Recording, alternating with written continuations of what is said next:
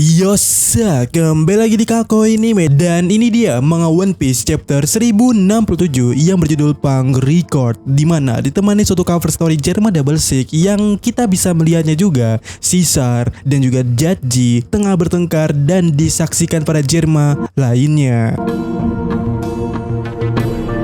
Dan memasuki halaman pertama, kita melihat Yabune bertanya-tanya kepada Vegapunk. Dan dia juga penasaran dengan kepalanya itu. Apa yang terjadi dengan kepalamu itu? Bukankah lebih besar daripada bola lampu?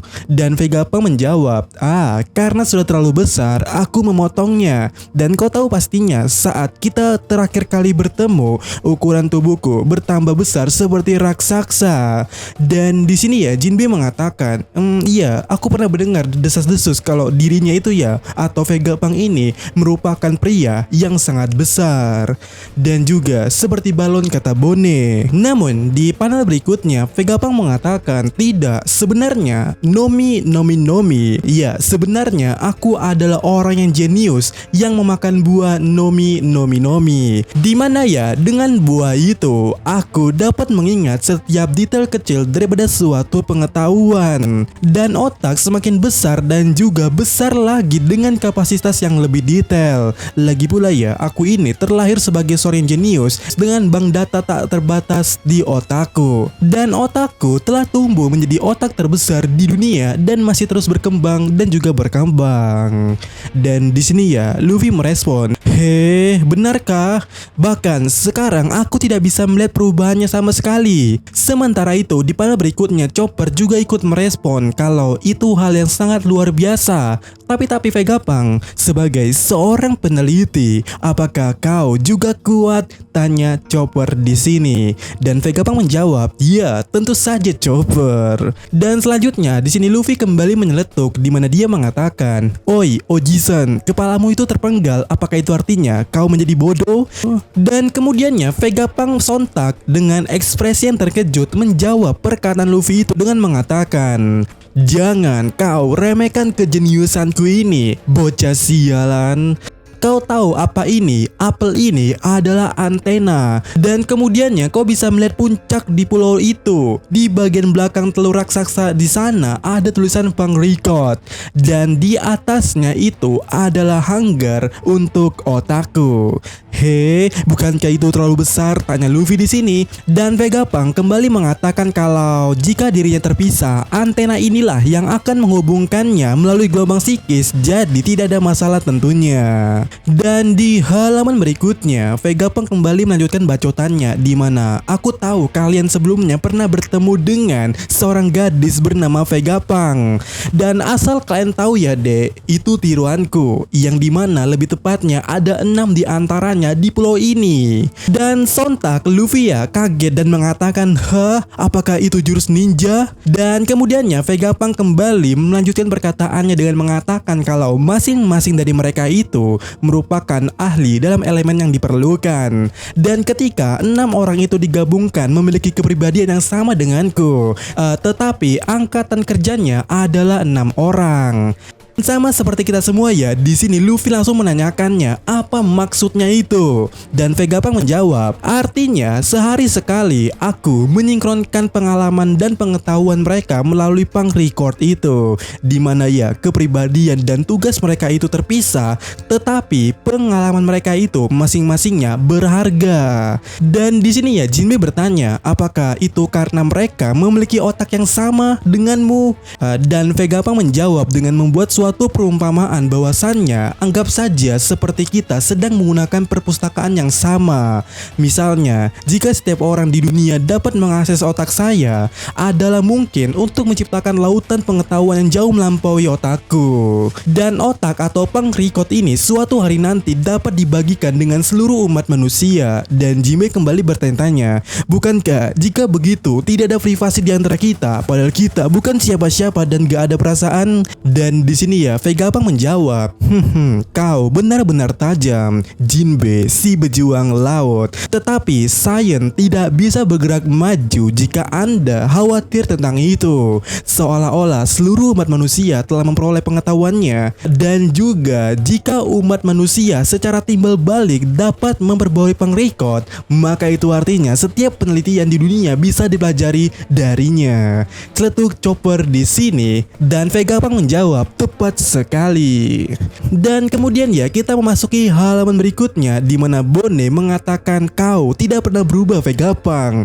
Kau rela berkorban demi ilmu pengetahuan. Itu sebabnya kau mengubah Yaku menjadi senjata tempur tanpa emosi. Dan Vegapunk yang merasa tersindir ya mengatakan kepada Bone untuk sabar karena itu adalah produk gagal. Dan kemudiannya di sini ya Bone mengatakan berisik. Dan di sini ya sambil menghunuskan lightsabernya ke lehernya Vegapunk di sini, Bone mengatakan, aku baru saja menguji ketajamannya. Dan jika jawaban kau mengatakan tidak, ubah saja ayahku kembali. Dan di sini ya Jinbe mencoba untuk menenangkan Bone dan suruh berpikirlah jika ingin membunuhnya, di mana kau atau Bone akhirnya akan membuat masalah makin besar dan banyak musuh daripada yang Anda bayangkan saat ini. Dan di panel berikutnya Vegapunk mengatakan, matikan saja saklarnya Bone. Fungsi sinar itu untuk menarik banyak serangga. Dan dengan muka paniknya, Bone sadar bahwa ada serangga yang sedang menghampirinya. Dan di halaman berikutnya kita bisa melihat ya Bone teriak bukan main karena dia diserbu dengan serangga. Dan pada akhirnya dia pingsan di tempat.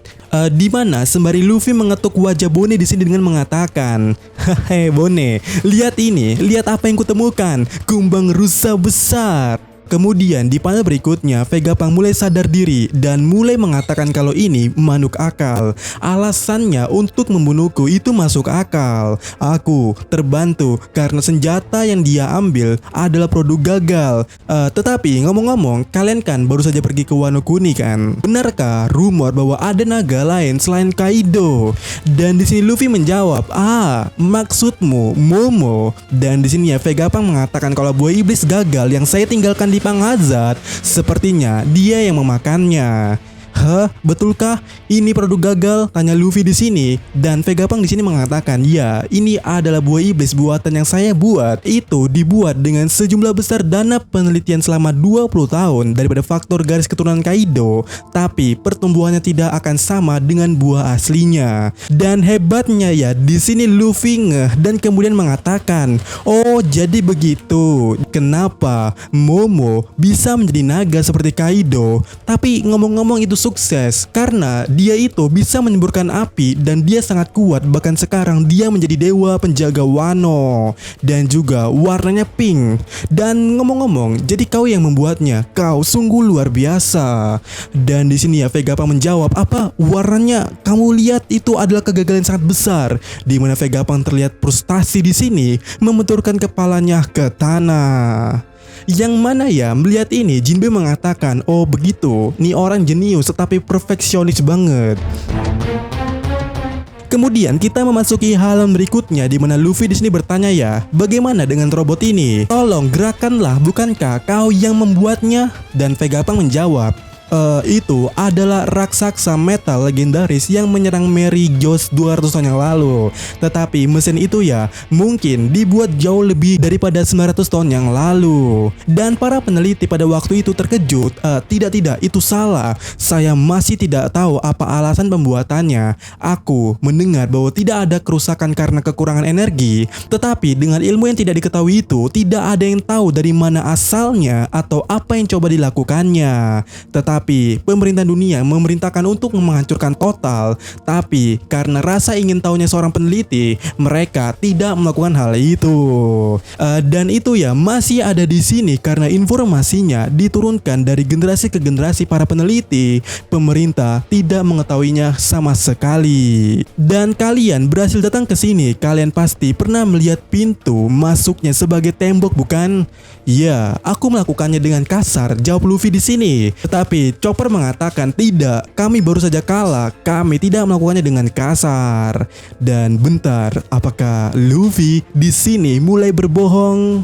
Dan kemudiannya di sini ya Vegapunk benar-benar meminta maaf atas pengalaman itu. Dan kemudiannya scene dipotong ke tempat di mana Robin dan yang lainnya berada di suatu ruangan dan tengah memantau lokasi robot kuno itu. Di mana ya Robin mengatakan, apa? 200 tahun yang lalu, tahun itu adalah tahun yang tepat dimulainya diskriminasi terhadap gerakan manusia ikan. Jadi robot itu memanjat Redland, tanya Franky di sini, dan di sini ya Saka mengatakan mungkin. Dan BTW kami membuat Vega Force 01 berdasarkan semua yang kami pelajari darinya. Tetapi ada hal-hal yang tidak dapat saya tiru dengan sains saya. Aku tidak percaya itu adalah tentara mesin yang dibuat pada tahun 900 tahun yang lalu. Dan masalahnya adalah kekuatan di masa lalu, di mana ada kekuatan yang cukup unik untuk mengubah akal sehat dunia saat ini. Sementara itu ya, di sini Nami menyeletuk karena di sini pula dia melihat Luffy dan yang lainnya di sana dan merasa bersyukur atau senang kalau mereka itu selamat. Tetapi Nami bertanya-tanya siapa gadis itu, dan di sini ya Sanji menjawab kalau bukankah itu Jawrli Borne? Dia adalah bajak laut seperti kita. Kemudian di panel berikutnya Vegapunk mengatakan tentang kepala Bone, di mana Vegapunk melakukan beberapa hal buruk pada Bone. Dan di sini Luffy sontak merespon, oh iya orang tua, kalau begitu Anda harus memohon ampun kepadanya. Iya, di sini Luffy cukup marah sepertinya dan meminta Vegapunk untuk mohon maaf kepada si Bone ini. Tetapi ya Vegapunk menjawab dengan kesal, apa yang kau tahu tentang itu dasar anak nakal sialan. Kemudian ya kita masuk ke halaman berikutnya di mana kita bisa melihat ya Vegapunk mengatakan ada beberapa hal di mana aku ingin menyerah padanya, dan juga Mugiwara no Luffy, takdir kau datang ke sini sepertinya, di mana bisakah kau keluarkan aku daripada Egghead ini? Dan scene kemudian ya pindah di dekat perairan Pulau Egghead di mana Silverfall telah tiba, namun mereka itu ya dihadang dengan robot Sea King di sana. Dan kita bisa melihat ya mereka ini mengatakan ingin berlabuh ke pulau itu. Kemudian di panel berikutnya kita melihat Lucy di sini, dan di sisi lainnya kita bisa melihat juga ya ada salah satu agen Cyberpol yang mengatakan kepada Lucy bahwasannya kita atau kami mendapatkan informasi bahwasannya Jawrli Bone ada atau sedang menuju ke pulau Egghead. Oh, benarkah itu? Jawab Lucy di sini, dan kemudian mengatakan kalau Bone dia itu merusak pemandangan. Dia selalu kabur dan kabur berkali-kali. Tetapi kita sudah tidak menggunakannya lagi, bukan? Dan scene pindah ke dalam lab yang penuh kepanikan, di mana Pythagoras yang mengatakan akan sangat buruk jika mereka tahu kalau kita pada saat ini telah menyembunyikan bajak laut di sini. Bahkan mereka datang juga dengan CP0 dan Lucy ada di kapal itu. Dan kemudiannya di sini ya Lilith mengatakan suruh saja mereka masuk. Rob Lucy adalah pembunuh, bukan? Di mana ya mendengar nama itu sontak membuat Usopp dan Nami ketar-ketir di sini. Aduh, aku benci dia. Jadi dia belum pensiun. Tolong jangan biarkan dia masuk ke sini. Dan di sini ya Sanji mengatakan, Robin-chan, jangan khawatir, aku akan melindungimu tidak peduli berapa kali pun. Dan Saka di sini ya meminta tolong sampaikan pesan ke kapal mereka, letakkan saja Seraphimnya di sana dan kemudian kalian bisa pergi. Dan kemudiannya Saka kembali berkata bahwasannya kami bersiap mencegat mereka, kami menolak permintaan mereka untuk berlabuh. Dan kemudian scene berpindah ke kerajaan Kamabaka di Greenland, di mana kita bisa melihat ya sepertinya Kuma sedang di-maintenance oleh Lindbergh, yang di mana sampai pada akhirnya Lindbergh mengatakan, Doragon, sesuatu yang aneh terjadi kepada Kuma. Tunggu Kuma, Anda masih dalam perawatan atau perbaikan. Apa yang terjadi? Apakah dia masih di bawah pengendali angkatan laut? Dan ya kita bisa melihat Kuma berlari, jatuh dan bangun sembari masih ada alat yang melekat di tubuhnya, dan dia terus berlari membuat orang di sana panik kepanikan. Sampai Doragon ya mengatakan dengan tegasnya, "Ada apa ini Kuma? Kemana kau ingin pergi?" Sementara Ivankov mengatakan, "Tetaplah di sini. Mulai sekarang pertempuran kita sebagai tentara revolusi akan dimulai." Dan chapter kali ini ditutup dengan komentar editor yang mengatakan di mana tujuan dia mulai berlari dengan pikiran hatinya atau pikiran tunggalnya itu. Dan ya sekian chapter kali ini dan minggu depan libur. Mitosnya liburnya sampai tanggal 2 Desember ya.